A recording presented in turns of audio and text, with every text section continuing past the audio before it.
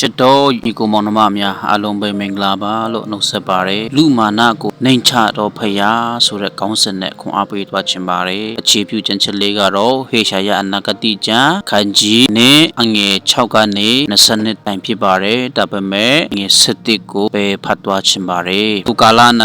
လူတို့၏မော်တော်မျက်နာကိုနှိမ်ချရမည်လူတို့၏မာနကိုလည်းချုပ်ချရမည်ထာဝရဖရာတပါးတည်တာချီးမြှောက်ခြင်းတို့ရောက်တော်မူလိမ့်မည်နှုတ်ဘတ်တော်အပြင်ဖရာခင်အလင်းဖွင့်ပြပါစေဒီကျမ်းချက်ရဲ့အကြောင်းအရာကိုဆင်ခြင်ကြည့်မယ်ဆိုလို့ရှိရင်ဟေရှာယကယူဒဘုရင်အိုဇိမင်းယောသန်မင်းအခတ်မင်းဟေဇကိမင်းတို့လက်ထက်မှာဖရာခင်ရဲ့အမှုတော်ကိုဆောင်ခဲ့တဲ့ prophet ဖြစ်တယ်အဲ့ဒီအချိန်အခါမှာယူဒနိုင်ငံကအင်မတန်မှစီးပွားရေးကောင်းမွန်နေတဲ့ကာလဖြစ်တယ်စီးပွားရေးတာကောင်းမွန်နေပေမဲ့ဝိညာဉ်ရေးရာမှာကတော့အလွန်ကျဆင်းနေတယ်ဆိုတဲ့အရာကိုတွေ့မြင်ရတာဖြစ်ပါတယ်ခန်းငယ်6ကနေ9ကိုကြည့်လို့ရှင်လူများကတဲ့နိုင်ငံခြားဒလိများကိုလက်ခံလာကြတာဖြစ်တယ်။ရွှေငွေများကိုအားကိုးလာခဲ့ကြတယ်။စင်အင်အားများကိုဂုဏ်ယူခဲ့ကြတယ်။ရုပ်တုများကိုကိုးကွယ်လာကြတယ်။ဒါကြောင့်ဘုရားသခင်က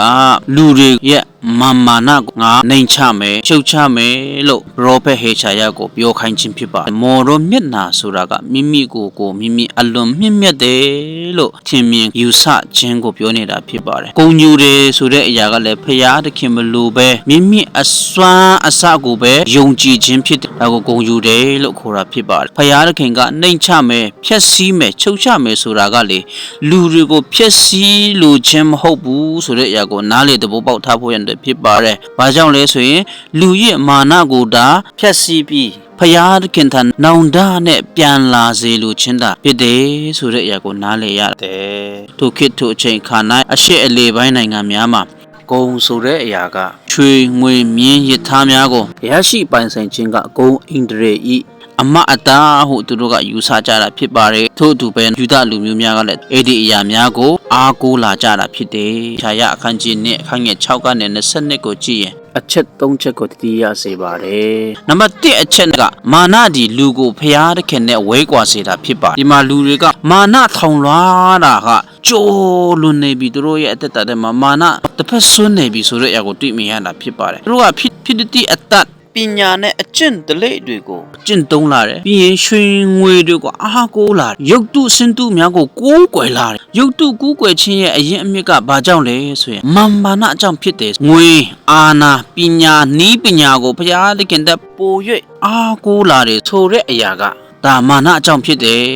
ဘုရားထက်အဲ့ဒီနီးပညာကိုလေထားအားကိုးလာပြီဆိုရင်ဒါကဖရာသခင်လုံးဝယွံမုန်းတဲ့အရာဖြစ်တယ်။ဒါကြောင့်မို့လူကမိမိအရာအားကိုးလာတဲ့အခါမှာဖရာသခင်ရှိတယ်လို့တော့မထင်လာတော့ဘူး။ဘာကြောင့်လဲ။မာနဆိုတဲ့အရာရှိလာပြီလေ။ငါလုံနိုင်တယ်ငါတတ်နိုင်တယ်ငါဖြစ်တယ်ဆိုတဲ့မာနအပြည့်ရှိလာတဲ့အခါမှာဘုရားသခင်ကိုမထင်မြင်ပြုလာတယ်ဘုရားသခင်ရှိတယ်လို့တော့မထင်တော့ဘူးဒါကြောင့်မို့ယေရမိအခန်းကြီး7အငယ်9ထဲမှာထာဝရဘုရားမိန့်တော်မူသည်ကလူကိုကိုးစား၍လူတတဝါကိုအမြည်ပြုသည်ဖြင့်စိတ်နှလုံးထဲ၌ထာဝရဘုရားထံတော်မှထွက်သွားတော်သူသည်ကျိန်အပ်တော်သူဖြစ်တယ်ဘုရားသခင်ကိုစွန့်ပစ်ပြီးမှလူကိုကိုးစားတဲ့သူကကျိန်အပ်တော်သူဖြစ်တယ်ဆိုတဲ့အရာကိုဒီမှာတတိပေးထားတာဖြစ်ပါတယ်။ဒါကြောင့်နောက်တစ်ချက်နဲ့အနေနဲ့ဘုရားသခင်ကမာနကိုနှိမ်ချတော်မူမယ်လို့ဒီမှာတတိပေးထားတဲ့အရာကိုတွေ့မြင်ရတာဖြစ်ပါတယ်။လူတွေကငါလုံနိုင်တယ်လို့ဆိုပေမဲ့ဘုရားသခင်ကသာငါဒီတာအမြင့်ဆုံးသောဘုရားဖြစ်တယ်ဆိုတဲ့အရာကိုဖော်ပြမှာဖြစ်တယ်တဲ့။ဒါကြောင့်မို့ကျွန်တော်ရဲ့ဘဝအတ္တတာထဲမှာမာနကိုနေ့စဉ်နေ့တိုင်းချိုးဖဲ့ဖို့ရန်အတွက်ဖြစ်ပါတယ်။တုတ်တန်ချမ်းအခန်းကြီး16အခန်းကြီး18ထဲမှာမာနဒီပျက်စီးခြင်း၏အရင်ထောင်လွှားသောသဘောတွေရှုတ်ချခြင်းအရင်၌နေရာကျတတ်၏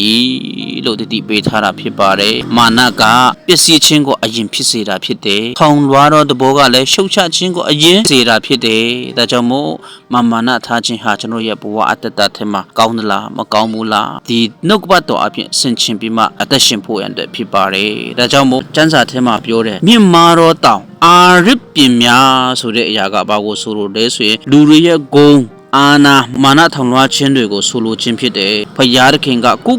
ချီးမြှောက်တော်သူကိုဖျက်ဆီးတော်မူမယ်လို့တတိပေးထားတာဖြစ်ပါတယ်အဲကြောင့်နောက်ထပ်နံပါတ်3အချက်နဲ့ဖယားသခင်တပါးတည်တာမြင့်မြတ်သောဖယားဖြစ်တယ်ဟိုမြင့်မြတ်သောဖယားသခင်ကိုဒါကျွန်တော်အမည်ပြုဖို့ရတဲ့ဖြစ်တယ်လို့ခွန်အားပေးခြင်းပါတယ်ဟေရှာယအခန်းကြီးနဲ့အခန်းငယ်7ထဲမှာထာဝရဖယားတပါးတည်တာချီးမြှောက်ခြင်းတို့ရောက်တော်မူလိမ့်မည်လို့ပြောထားပါတယ်နောက်ဆုံးမှာလူတွေရဲ့ဂုဏ်ဆိုတာမရှိစေရဘူးဖယားသခင်ရဲ့ဘုန်းတော်တာကြည်ရမှာဖြစ်တယ်ထိုဖယားခင်ဘုန်းတကူအာနုဘောကိုတာဖယားသခင်ကလူပုဂ္ဂိုလ်မန္တမြကိုကိုးကွယ်စေမှာဖြစ်တယ်ဒူးထောက်ပြီးမှကိုတော်တာနဲ့ဖယားသခင်ဖြစ်တယ်ဆိုတဲ့အရာကိုမြင်တွေ့စေမှာဖြစ်တယ်ဒါကြောင့်မို့ငွေ20ထဲမှာနှာခေါင်းနဲ့အသက်ရှူတတ်သောလူတတဝါကိုမကိုးစားကြနဲ့ထိုတို့တော်သူကိုအဘေတို့ပမာဏပြုเสียရှိသည်နီလို့တတိပေးထားတာဖြစ်တဲ့အတွက်ကြောင့်မို့ယနေ့ကျွန်တော်တို့ရဲ့အသက်တာထဲမှာ